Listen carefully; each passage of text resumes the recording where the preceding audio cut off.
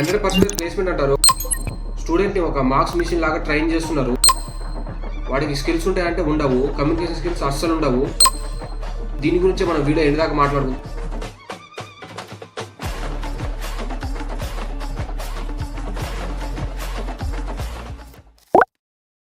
కాలేజెస్లో campus drive కూడా జరగదు, కానీ ఫీజు మాత్రం లాక్స్ లో తీసుకుంటారు. 10 to 15 మెంబర్ స్టూడెంట్స్ కి 3 LPA జాబ్ వస్తే అది 100% ప్లేస్మెంట్ వచ్చినట్ట కాదు కదా. స్టూడెంట్ ని ఒక మార్క్స్ మిషన్ లాగా ట్రైన్ చేస్తున్నారు. వాళ్ళకు ఒక ప్రాక్టికల్ ఎక్స్పీరియన్స్ ఉండదు, స్కిల్స్ ఉండవు, అండ్ కమ్యూనికేషన్ స్కిల్స్ కూడా ఉండవు.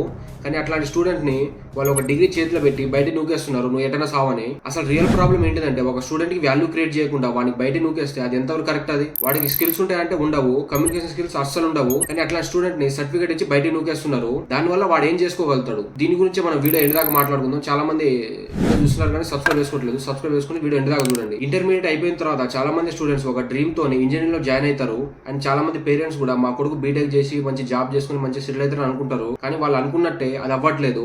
కాలేజ్ వాళ్ళు ఇచ్చే యాడ్స్ లో 100% ప్లేస్మెంట్ ఉంటాయని, టాప్ కంపెనీస్ మా దగ్గర వస్తాయని, అండ్ హైయెస్ట్ ప్యాకేజ్ ఉన్న జాబ్స్ మా క్యాంపస్ నుంచే కొడతారని వాళ్ళు యాడ్ ఇస్తుంటారు. కానీ అది రియల్ అంటే కాదు. రియాలిటీ ఏంటంటే 4 years కంప్లీట్ అయిపోయిన తర్వాత ఒక గ్రాడ్యుయేట్ అయిన స్టూడెంట్ ఎటువంటి స్కిల్స్ లేకుండా బయటకు వెళ్తున్నాడు. వాడి వల్ల ఏం యూజ్ కూడా రావట్లేదు ఇండస్ట్రీకి. బయట ప్లేస్మెంట్స్ లో జాబ్స్ రావు, కమ్యూనికేషన్ స్కిల్స్ పెరగవు, వాడి దగ్గర ఏ టాలెంట్ ఉండదు. కానీ ఎడ్యుకేషన్ లోన్ మాత్రం అలానే ఉంటుంది. మన ఇండియాలో ఇంజనీరింగ్ కాలేజెస్ అన్ని ఒక ఎడ్యుకేషన్ ఇన్స్టిట్యూట్ లాగా కాకుండా ఒక బిజినెస్ మోడల్ లాగా రన్ చేస్తున్నారు. ఫర్ ఎగ్జాంపుల్, కాలేజ్ వాళ్ళు హ్యూజ్ క్యాంపస్ ఉంటుంది, మోడర్న్ ల్యాబ్స్ ఉంటాయి, అండ్ ఇంటర్నేషనల్ కొలాబరేషన్ ఉంటుందని స్టూడెంట్ని అట్రాక్ట్ చేసి వాళ్ళ కాలేజ్లో జాయిన్ చేపిస్తున్నారు. కానీ రియాలిటీ ఏంటంటే ఆ ల్యాబ్స్లలో ఒక ఎక్విప్మెంట్ కూడా పనిచేయవు. అండ్ మోడర్న్ ల్యాబ్స్ అంటారు, హ్యూజ్ క్యాంపస్ అంటారు, అవేమి ఉండవు అక్కడ. కనీసం చూసుకుంటే ఏదో గుట్టలలో ఉంటుంది ఆ కాలేజెస్. ఇట్లాంటి కాలేజ్లో కనుక అడ్మిషన్ వేసుకుంటే ఆ గుట్టలాగా నువ్వు కూడా కన్మరుగైపోవాల్సింది తప్పించి ఎట్లాంటి ప్రాక్టికల్ స్కిల్స్ పెరగవు. అసలు ఇంజనీరింగ్ అంటే ప్రాబ్లమ్ సాల్వింగ్ అండ్ ఇన్నోవేషన్. కానీ ప్రజెంట్ ఎట్లా అంటే దాన్ని ఒక మార్క్స్ మిషన్ లాగా తయారు చేస్తున్నారు. స్టూడెంట్స్ అందరినీ ఒక కాన్సెప్ట్ని ఎక్స్ప్లెయిన్ చేయకుండా ఇంపార్టెంట్ క్వశ్చన్ని పట్టిస్తున్నారు. దానివల్ల 4 years తర్వాత అదే స్టూడెంట్ బేసిక్ టెక్నికల్ స్కిల్స్ కూడా ఉండవు, అది గ్రో కూడా అవ్వదు వాడికి. ఇంజనీరింగ్ ఎడ్యుకేషన్లో ఫ్యాకల్టీది చాలా ఇంపార్టెంట్ రోల్ ఉంటుంది. చాలా ప్రైవేట్ కాలేజెస్లో ఎట్లుంటుందంటే ఫ్యాకల్టీ అనేది వాళ్ళు జస్ట్ ఎంటెక్ చేసి టీచింగ్ స్టార్ట్ చేస్తారు. వాళ్ళకి అసలు ఏ బేసిక్ నాలెడ్జ్ కూడా ఉండదు. అట్లాంటి ఫ్యాకల్టీని తీసుకొచ్చి ఇక్కడ వాళ్ళు టీచింగ్ చేపిస్తుంటారు. ఒక నాలెడ్జ్ లేని టీచర్తోనే టీచింగ్ చేయించినప్పుడు అదే స్టూడెంట్కి ఒక ప్రాక్టికల్ నాలెడ్జ్ కానీ, ఒక ఇండస్ట్రీకి కావాల్సిన స్కిల్స్ కానీ ఎలా గ్రో అవుతాయి? అస్సలు గ్రో అవ్వవు. ఇంకా పెద్ద ప్రాబ్లం ఏంటంటే ఆ ప్రైవేట్ కాలేజెస్లో ఫ్యాకల్టీకి శాలరీ అనేది పెద్దగా ఇవ్వరు. బేసిక్గా 15K నుంచి 20K మధ్యలోనే ఇస్తారు. దానివల్ల అసలు టాలెంటెడ్ టీచర్ అనేది అక్కడ ఉండలేడు.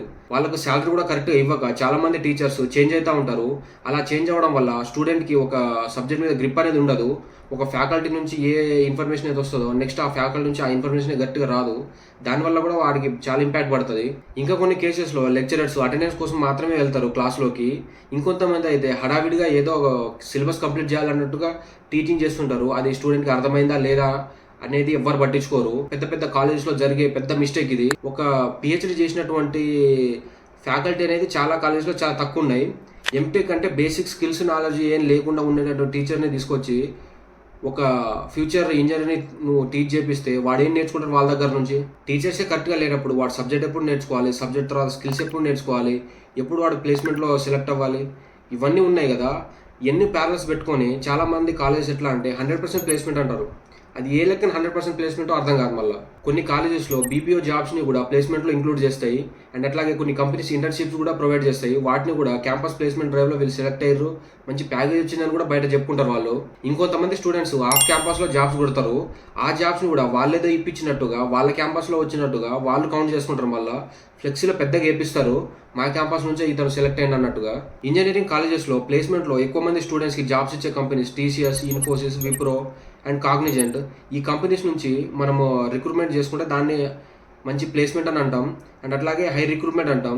కానీ ఇవి కాకుండా మామూలు ఏదో తుపాస్ కంపెనీస్లో వాటికి మనకు ప్లేస్మెంట్స్ వస్తాయి. అది కూడా 2 LPA 3 LPA మధ్యలో వస్తుంది. ఇంకొంతమంది స్టూడెంట్స్కి 10 LPA జాబ్ వస్తుంది. కానీ అదే కాలేజ్ వాళ్ళు యావరేజ్గా 6 LPA జాబ్ అందరికీ వచ్చిందని వాళ్ళు ఇన్వెస్ట్మెంట్ చేసుకుంటారు. అండ్ మళ్ళీ మంచి కంపెనీస్ కూడా కావాలి. ఏదో స్టార్టప్స్ ఉంటాయి, అప్పుడే పుట్టుకొచ్చిన స్టార్టప్స్. అట్లాంటి కంపెనీస్లో ప్లేస్ చేసిన తర్వాత కూడా బాగా గర్వంగా చెప్పుకుంటాయి అనమాట, ఫ్లెక్సీలు వేసుకొని మేము మంచి కంపెనీస్లో ప్లేస్ చేయించిన స్టూడెంట్స్ అని. ఈ క్యాంపస్ డ్రైవ్లో ప్లేస్మెంట్ అయిన వాళ్ళని పక్కన పెడితే అసలు ఆ డ్రైవ్కి ఎలిజిబిలిటీ కాని వాళ్ళు కూడా చాలామంది ఉంటారు. కొంతమంది కంపెనీస్ ఎట్లా అంటే మా ఇంత పర్సెంటేజ్ నుంచి ఇంత పర్సెంటేజ్ వరకు మార్క్స్ వచ్చిన వాళ్ళని తీసేయండి, అసలు బ్యాక్లాగ్సే ఉండని వాళ్ళు ఉండొద్దు, అండ్ స్కిల్స్ కూడా అంటే బేసిక్ కమ్యూనికేషన్ స్కిల్స్ లేని కూడా నూకేండి అంటే ఒక క్లాస్లో 100 మెంబర్స్ ఉంటే దాంట్లో 60 మెంబర్స్ అలా వెళ్ళిపోతారు. 35 to 40 మెంబర్సే ఆ డ్రైవ్కి సెలెక్ట్ అవుతారు. అంటే మిగతా వాళ్ళు అసలు ఎలిజిబిలిటీ కాదు దానికి. ఎలిజిబిలిటీ కానీ పీపుల్స్కి జాబ్స్ రావాలి, ఆపర్చునిటీస్ రావాలంటే ఎక్కడి నుంచి వస్తాయి?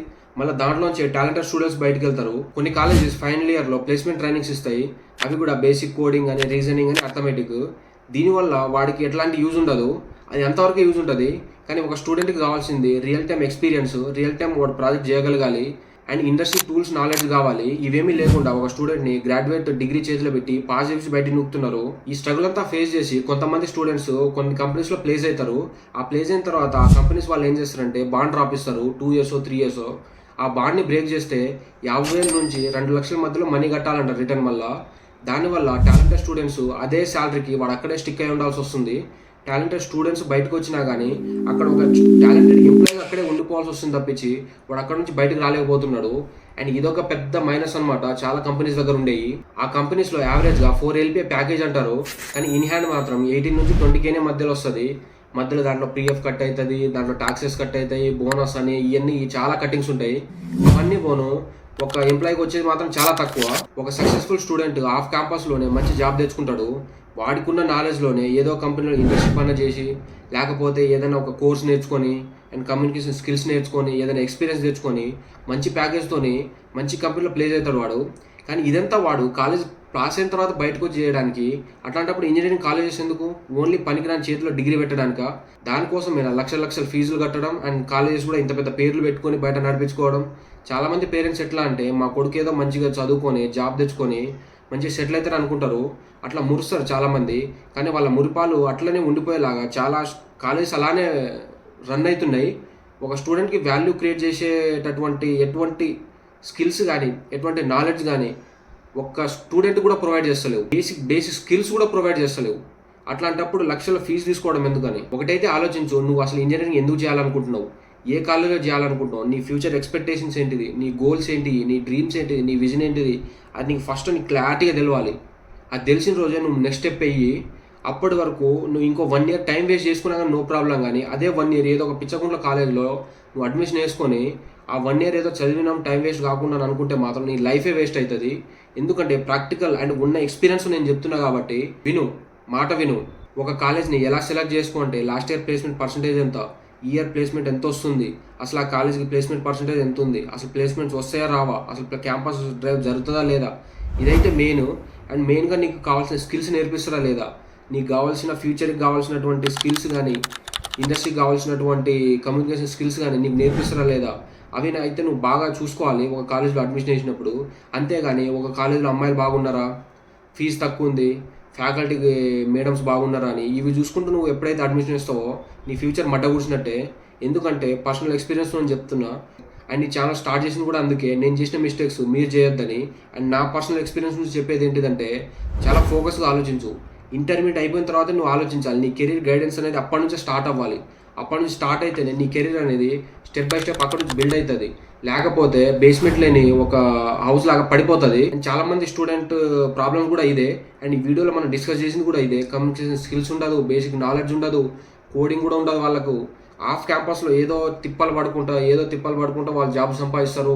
లింక్డ్ఇన్ అని అక్కడిక్కడని అప్లై చేసుకుంటా. కానీ కాలేజ్ క్యాంపస్లో చాలా ఘోరంగా ఉన్నాయి సిచ్యువేషన్స్. ఒక్కసారి ఆలోచించండి. నాకు ఒక ఎక్స్పీరియన్స్ ఏంటంటే, ఒక స్టూడెంట్ని నేను అడిగిన, ఒక కాలేజ్లో అడ్మిషన్ వేసిండు, ఆ కాలేజ్లో ప్లేస్మెంట్ ఎంతరా బాబు అన్నాడు. వాడు అడిగితే నాకు తెలియదు అన్నాడు. వాడు కనీసం బేసిక్ ప్లేస్మెంట్స్ ఎంత అవుతున్నాయో కూడా వాడు తెలుసుకోకుండా కాలేజ్లో అడ్మిషన్ వేసి 4 years అలానే చేస్తాడు వాడు. దానివల్ల వాడికి యూజ్ అవుతుందా అంటే ఏం యూజ్ ఉండదు. వాడిని పీక్తాడా ఫ్యూచర్ అంటే ఏం పీకడు, చివరికి ఇలానే మిగిలిపోతాడు. అలా మిగిలేదానికంటే ఖాళీ ఉండడం బెటర్ అంట నేను. ఎందుకంటే ల్యాక్స్లో ఫీజు అనేది ఊరికనే రాదు. ఇప్పుడు అది చాలామంది ఎట్లా అంటే ల్యాక్స్లలో ఎడ్యుకేషన్ లోన్స్ తీసుకొని పిల్లల్ని చదివిస్తున్నారు. అట్లాంటప్పుడు నీ వల్ల వాళ్ళకి హెల్ప్ కావాలి అండ్ నీ వల్ల ఫ్యూచర్కి చాలా కంపెనీస్కి హెల్ప్ కావాలి. ఒక హెల్ప్ అయ్యే వాల్యూ క్రియేట్ అయ్యే స్టూడెంట్గా నువ్వు ఎదగాలి, ఒక స్కిల్స్ ఉండే స్టూడెంట్గా ఎదగాలి. అంతే తప్పించి అందరు జాయిన్ అవుతున్నా నేను జాయిన్ అవుతున్నా, అందరు పాస్ అవుతున్నారు నేను పాస్ అవుతున్నా, అందరు కాలేజ్కి వెళ్తున్నా నేను వెళ్తున్నా, ఆ అమ్మాయిని గోకినా ఈ అమ్మాయిని గోకినా అని అనుకుంటే మాత్రం చివరికి నీ లైఫ్ దేని పనికి రాకుండా అయిపోతుంది. అండ్ థ్యాంక్ యూ ఎండ్ దాకా చూసినందుకు. అండ్ ఇట్లాంటి వీడియోస్ కోసం మన ఛానల్ సబ్స్క్రైబ్ చేసి ముందు ఇట్లాంటి వీడియోస్ చాలానే వస్తాయి.